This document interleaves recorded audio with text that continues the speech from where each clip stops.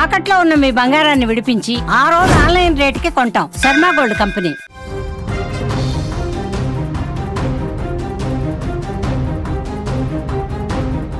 ఏపీలో మరో ఘోర రోడ్డు ప్రమాదం చోటు చేసుకుంది. విజయవాడ హైదరాబాద్ హైవే పైన ప్రైవేటు బస్సు బీభత్సం సృష్టించింది.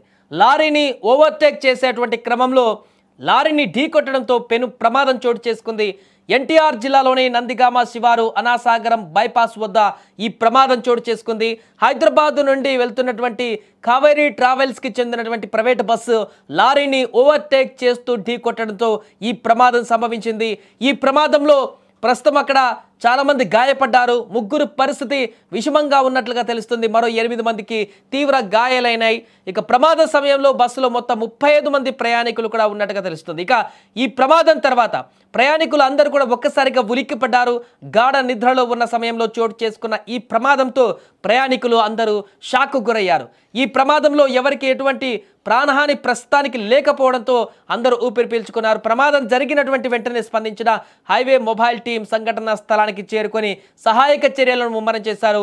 క్షతగాత్రులను దగ్గరలో ఉన్న నందిగామ ప్రభుత్వ ఆసుపత్రికి కూడా తరలించి ప్రథమ చికిత్స అందించారు. ఇక ప్రథమ చికిత్స అనంతరం కొంతమందికి మెరుగైన వైద్య చికిత్సల కోసం విజయవాడకు కూడా తరలించారు. ఇక దీనికి సంబంధించిన పూర్తి వివరాలు తెలుసుకుందాం. మా ప్రతినిధి విజయవాడ నుంచి సాయి ఫోన్ లైన్లో మరిన్ని వివరాలు అందిస్తారు. సాయి, ప్రమాదం ఎలా జరిగింది? మరొక బస్సు ప్రమాదం అనేటువంటి వార్త ఇప్పుడు సంచలనంగా మారింది. దీనికి సంబంధించిన అప్డేట్స్ ఏంటి? బస్ ఎక్కాలంటేనే ప్రయాణికులు భయపడిపోతున్న పరిస్థితి. ప్రైవేట్ ట్రావెల్స్ మరొకటి ఆయన పక్కన పెడుతుంటే నైట్ పూట జర్నీ అంటే అందరూ భయపడిపోతున్నారు. వరుస ఘటనలు చూస్తూ ఉంటే నైట్ పూట బస్ జర్నీ సేఫ్ కాదని అయితే అర్థమవుతోంది. అయితే ఈ ప్రమాద విషయానికి వస్తే హైదరాబాద్ నుంచి విజయనగరం వెళ్తుంది via Vijayawada. So Vijayawada halting ఉంటుంది. హాల్టింగ్ తర్వాత అక్కడ నుంచి డైరెక్ట్ గా విశాఖపట్నం టు విజయనగరం వెళ్తుంది.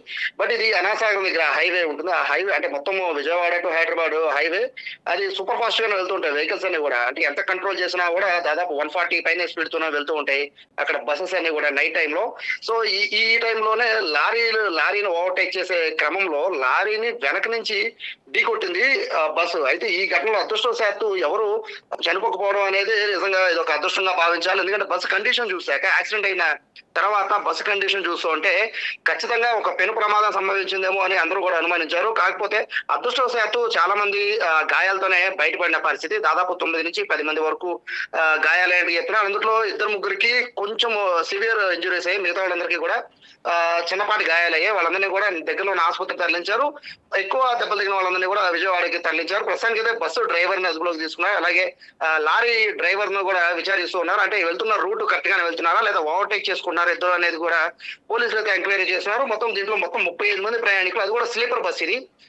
సో ఖచ్చితంగా పెను ప్రమాదం తప్పిందని భావించాలి. ఇప్పుడు జరుగుతున్న ఘటనతో పోలీసు ఈ పెను ప్రమాదం తప్పింది. అయితే అంత ఓవర్టేక్ చేసి స్పీడ్ తో వెళ్లాల్సినంత అవసరం ఏముంది? ఈ మధ్య కాలంలో ప్రైవేట్ ట్రావెల్స్ కి బస్ టైమింగ్స్ అయితే పెడుతున్నారు. నిర్ణీత సమయంలోనే డ్రాపింగ్ పికపింగ్ ఉండాలని ఏ కండిషన్స్ పెడతారో ఆ కండిషన్స్ ని బేస్ చేసిన డ్రైవర్లు ఓవర్ స్పీడ్ తో వెళ్తున్నారు అనేది ఒక ఆరోపణ. ఈ నేపథ్యంలోనే ఈ ఘోర ప్రమాదం జరిగింది. దీనిలో అదృష్టం ఏంటంటే కేవలం ఎవరు చనిపోలేదు, అందరూ గాయాల పాలయ్యారు. అయితే చాలా మంది ఇప్పటికీ ప్రయాణికులతో మాట్లాడుతుంటే కూడా ఎవరు కూడా మాట్లాడలేని పరిస్థితిలో ఉన్నారు. అందరూ కూడా షాక్ లో ఉన్నారు. ఎంత ప్రమాదం జరుగుతుందని కూడా ఎవరు ఊహించలేదు. అయితే తెల్లవారుజామున రాత్రి బస్సు కండిషన్ తెలియలేదు, కానీ ఉదయం బస్సు కండిషన్ చూస్తే మాత్రం అందరూ కూడా అంటే హైవే మీద వెళ్తున్న వాళ్ళందరూ కూడా ఖచ్చితంగా పెను ప్రమాదం జరిగిందేమో అనేంత రేంజ్ లో బస్సు ఒక సైడ్ పూర్తిగా ధ్వంసం అయిపోయింది. పూర్తిగా ఒక సైడ్ మొత్తం కూడా ఆ మిర్రర్స్ అన్ని కూడా పూర్తిగా పగిలిపోయిన పరిస్థితి. సో ప్రస్తుతానికి అయితే పోలీసులు ఎంక్వైరీ చేస్తున్నారు. బస్సు డ్రైవర్ ని అలాగే బస్సు డ్రైవర్ తో పాటు అసిస్టెంట్ ఉంటారు, అతన్ని కూడా ప్రస్తుతం అయితే పోలీసులు ఎంక్వైరీ చేస్తున్నారు. ఎంత ఓవర్ స్పీడ్ తో వెళ్తున్నారు అనేది కూడా సీసీ కెమెరాల్లో కూడా చెక్ చేసిన పరిస్థితి. ఎందుకంటే నందిగామ శివార్లోనే ఆ టోల్ గేట్ కూడా ఉంటుంది కాబట్టి ఆ టోల్ గేట్ దగ్గర అక్కడ నుంచి చూసుకుంటూ వెళ్తే 2-3 సీసీ కెమెరాలు ఉంటాయి కాబట్టి బస్సు వెళ్తున్న స్పీడ్ ను కూడా అంచనా వేస్తున్నారు. రాత్రిపూట ఓవర్ స్పీడ్ వల్ల ఇటువంటి ప్రమాదాలు జరుగుతున్నాయి కాబట్టి ఖచ్చితంగా ప్రైవేట్ ట్రావెల్ సంబంధించి కఠినంగా నిబంధనలు తీసుకొస్తే తప్ప ఇటువంటి యాక్సిడెంట్లు ఆపే అవకాశం లేదనేది కూడా ప్రయాణికులు చెప్తున్న నేపథ్యంలో అదృష్టవశాత్తు ప్రాణాపాయం అయితే లేదు. 8 మందికి అయితే గాయాలయ్యి వారికి చికిత్స అందిస్తున్నారు. Right, thank you Sai. మొత్తానికి అది బస్సు ప్రమాదానికి సంబంధించిన దృశ్యాలు కూడా మనం చూస్తున్నాం స్క్రీన్ మీద. ఎంత భయంకరంగా కనిపిస్తుందో ఈ ప్రమాదం. ఒక సైడ్ మొత్తం పూర్తిగా కట్ అయిపోయినటువంటి దృశ్యాలు కనిపిస్తున్నాయి. వెనక అటువైపు ఇటు లెఫ్ట్ సైడ్ ఉన్నటువంటి సీట్లు అన్నీ కూడా చెక్కేసినట్టుగా కనపడుతుంది. మొత్తం సగం బస్సును కనుక కోసేస్తే ఏ రకంగా అవుతుందో ఆ రకంగా హాఫ్ బస్ అంతా కూడా కట్ అయిపోయినటువంటి కనిపిస్తుంది.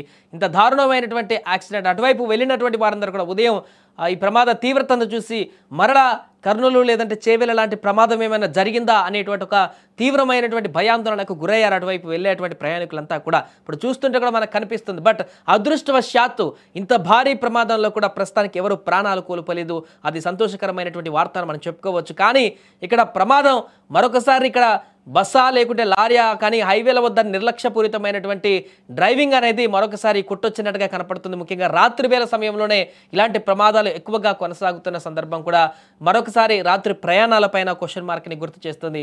ఏదేమైనా తాజాగా జరిగినటువంటి ప్రమాదం మరలా వరుస బస్సు ప్రమాదం. నేను సౌదీలో అనుకున్నా, మన కర్నూలు చేవెళ్ళ ఇలా ఎక్కడ చూసినా అంతకుముందు రాజస్థాన్ వరుసగా బస్సులకు సంబంధించినటువంటి ప్రమాదాలే కొనసాగుతుండడం అనేది కొంత ఆందోళనకరంగా మారింది.